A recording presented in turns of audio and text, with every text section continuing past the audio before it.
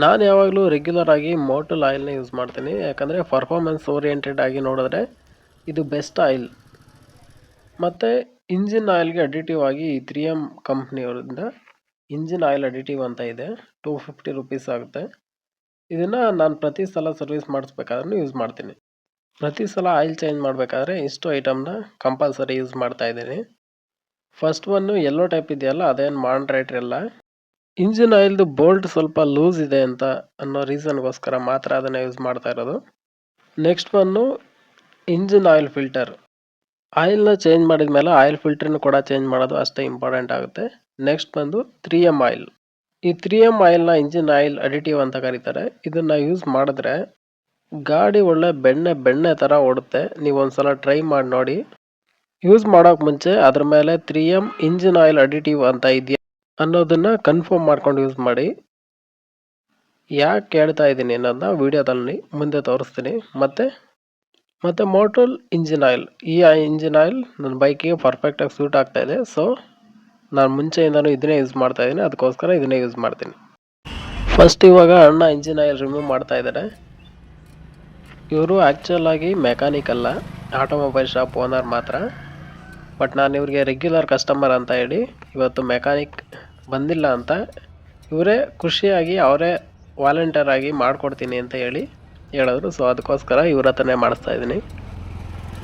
ಇವ್ರು ಮೆಕ್ಯಾನಿಕ್ ಅಲ್ಲ ಅಂದ್ರೂ ಆಲ್ಮೋಸ್ಟ್ ಎಲ್ಲ ಥರ ನಾಲೆಡ್ಜ್ ಇದೆ ಬೈಕ್ ಬಗ್ಗೆ.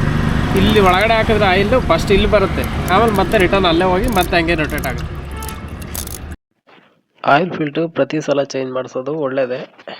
ಬೈಕ್ ಪರ್ಫಾರ್ಮೆನ್ಸ್ ಚೆನ್ನಾಗಿರುತ್ತೆ ಮತ್ತು ಆಯಿಲ್ ಸರ್ಕ್ಯುಲೇಷನ್ ಕೂಡ ಸಖತ್ತಾಗಿ ಬರುತ್ತೆ. ಸ್ಪ್ರಿಂಗ್ ಒಳಗೆ ಇರುತ್ತೆ.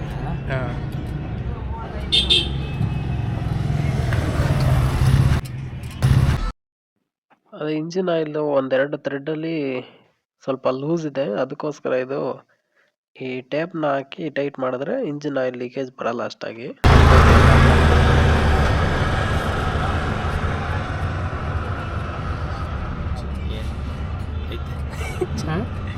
ಏನು ಒಂದು ಮಾಡ್ತಾ ಇದ್ದೀನಿ ಅಷ್ಟೇ.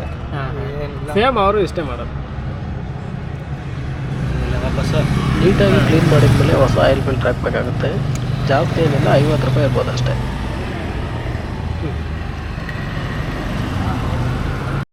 ನಾನು ಸ್ಟಾರ್ಟಿಂಗಲ್ಲಿ ತೋರಿಸಿರೋ ಪ್ರಕಾರ ಇಂಜಿನ್ ಆಯಿಲ್ ಅಡಿಟಿವ್ ಅಂತ ಒಂದಿರುತ್ತೆ, ಮತ್ತು ಇಂಜಿನ್ ಆಯಿಲ್ ಫ್ಲಶ್ ಅಂತ ಒಂದು ಹೋಂಡಾ ಕಂಪ್ನಿಯಲ್ಲಿ ಬಿಟ್ಟಿದ್ರು ಮುಂಚೆ. ಅದು ಫ್ಲಶ್ ಸರ್ವಿಸ್ ಮುಂಚೆ ಹಾಕಬೇಕು. ಹಾಕಿ ಆಯಿಲ್ನ ನೀಟಾಗಿ ಹೊರಗಡೆ ತೆಗೆಯುತ್ತೆ. ಅದನ್ನು ಇವ್ರ ಅಣ್ಣನ ಎಕ್ಸ್ಪ್ಲೇನ್ ಮಾಡ್ತಾರೆ ನೋಡಿ ಒಂದ್ಸಲ. ಇಂಜಿನ್ ಆಯಿಲ್ ಅಡಿಟಿವ್ ಅಂದರೆ ಇಂಜಿನ್ ಆಯಿಲ್ ಜೊತೆ ಯೂಸ್ ಮಾಡೋದು. ಇಂಜಿನ್ ಫ್ಲಶ್ ಅಂದರೆ ಆಲ್ರೆಡಿ ವೇಸ್ಟ್ ಆಯಿಲ್ ಏನಿದೆ ಅದನ್ನು ಕಂಪ್ಲೀಟಾಗಿ ರಿಮೂವ್ ಮಾಡೋಕ್ಕೆ ಯೂಸ್ ಮಾಡೋದು. ಸ್ವಲ್ಪ ಡಿಫ್ರೆನ್ಸ್ನ ತಿಳ್ಕೊಂಡು ಆಮೇಲೆ ಯೂಸ್ ಮಾಡಿ. ಈಗ ಸ್ವಲ್ಪ ದಿನ ಏನಾಯ್ತು ಗೊತ್ತಾ, ಇದು ಮೋಟಲ್ ಕಂಪನಿ ಅವರು 1.2 ಲೀಟರ್ದು ಜೊತೆ ಇಂಜಿನ್ ಫ್ಲಾಸಿಂಗ್ ಕೊಟ್ಬಿಟ್ರು. ಇದನ್ನ ಇದು ಇಲ್ಲ, ಇಂಜಿನ್ ಫ್ಲಾಸಿಂಗ್, ಇಂಜಿನ್ ಕ್ಲೀನ್ ಮಾಡಕ್ಕೆ ಅದು ಮಿಕ್ಸ್. ಅದು ಒಳಗೆ ಇದಲ್ಲ, ಈಗ ನೀವು ಒಳಗೆ ತಗಲೆ ಮುಂಚೆ ಒಂದು ರೌಂಡ್ ಹಾಕಕ್ಕೆ ಹೋಗ್ಬಿಟ್ಟು ಬರಬೇಕು. ಅದು ಹಾಕ್ಬಿಟ್ಟು ಬೇರೆ ಕ್ಲೀನ್ ಆಗ್ಬಿಟ್ಟು ಬಂದ್ಬಿಡ್ತದೆ ಆಟೋಮೆಟಿಕ್ ಅಂತ. ಇಲ್ಲಿ ಜನ ಏನ್ ಮಾಡ್ದೋ ಇದು ಇಂಜಿನ್ ಚೆನ್ನಾಗಿರ್ತದೆ ಅಂತ ಎಲ್ಲ ಯೂಸ್ ಆದ್ಮೇಲೆ ಇದ್ರ ಜೊತೆ ಮಿಕ್ಸ್ ಮಾಡ್ಬಿಟ್ಟು ಎಷ್ಟೋ ಜನ ಗಾಡಿ ಸೀಸ್ ಆಗಿದೆ. ಅದು ಇಂಜಿನ್ ಆಯಿಲ್ ಚೇಂಜ್ ಮಾಡ್ಬೇಕಾದ್ರೆ ಅಷ್ಟೇ, ಒಳಗಡೆ ಇರೋದೆಲ್ಲ ತೆಗ್ದಾಕತ್ತೆ ಆಚೆ. ಗೊತ್ತಿಲ್ಲ ಅಲ್ಲೇ ಅದು 3M ಬರ್ತದೆ ಏನ್ ಬರ್ತದೆ ಅವ್ರಿಗೇನು ಗೊತ್ತು ಪಾಪ. ಮೆಕ್ಯಾನಿಕ್ಗೆ ಗೊತ್ತಿಲ್ಲ ಅಷ್ಟು. ಅವ್ನು ಮೆಕ್ಯಾನಿಕ್ ಯಾರು ಓದಿದಾರಾ ಯಾರಿಗೆ ಓದಿಯಕ್ಕೆ ಬರಲ್ಲ. ಇಂಜಿನ್ ಕ್ಲಾಸ್ ಏನಿದೆ, 3M ಆಯಿಲ್ ಏನಿದೆ ಅಂತ ಅದು ಗೊತ್ತಿಲ್ಲ ನನಗೆ. ಅವ್ರೇನ್ ಮಾಡ್ತಾರೆ.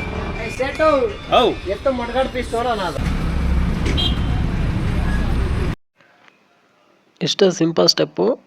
ಇಂಜಿನ್ ಆಯಿಲ್ ಹಾಕಿ ಬೋಲ್ಟ್ ಟೈಟ್ ಮಾಡಿದ್ರೆ ಕಂಪ್ಲೀಟ್ ಆಗೋಗುತ್ತೆ ಆಯಿಲ್ ಸರ್ವಿಸ್.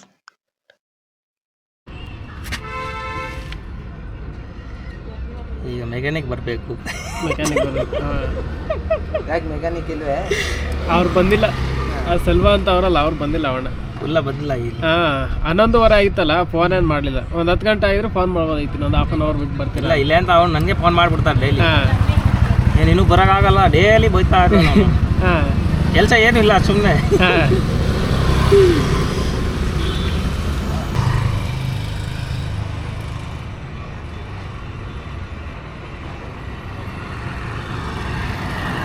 ಇಲ್ಲಿ ಕಸ್ಟಮರ್ ಇರೋದು ಅವರೆಲ್ಲ ಹೇಳ್ತಾರೆ ಇದ್ರೇನೆ ನನಗೆ ಕೊಡಿ ಅಂತ ಸರ್ವೀಸು. ನೀವು ಇಲ್ಲೇ ಕೊಡ್ತೀರಾ ಅಲ್ಲೇ ಹೋಗ್ಬಿಟ್ಟು ಅವ್ನು ಹೇಳ್ತೀನಿ ಹಾಕ್ಬಿಟ್ಟು ಮಡಗು ಅಂತ ಹಾಂ ಅವ್ರು ಹೇಳ್ತಾರೆ ಈಗ ಟೈಮ್ ಇಲ್ಲ 10 ನಿಮಿಷ ಆದಮೇಲೆ ಬನ್ನಿ ಅಂತಡಪ್ಪ ಅವ್ನು ಯಾವುದು ಇಲ್ಲ ಆಗ್ತಾನಂತ ಗೊತ್ತಿಲ್ಲ. ಯಾಕಿರಲ್ಲ ಸ್ವಲ್ಪ ಈ ಬೋಲ್ಟ್ ಎಲ್ಲ ಮತ್ತೆ ಹಿಂಗೆ ರೀಫಿಟ್ ಮಾಡಿ ಸ್ವಲ್ಪ ಮೇಲೆ ಆಯಿಲ್ ಹಾಕ್ಬಿಟ್ಟು ಚೇಂಜ್ ಆಗಿದೆ ತೊಗೊಂಡೋಗಿ 2000 ಮಾಡಿಸ್ಬಿಡಿ ಸಾಕು, ಜಾಸ್ತಿ ಮಾಡಿಸ್ಬಿಡಿ ಅಂತಾರೆ ನೆಕ್ಸ್ಟ್ ಟೈಮ್. ಹೆಂಗಿದ್ರು ಹಳೆ ಆಯಿಲ್ ಅಲ್ವಾ ಅಂತ.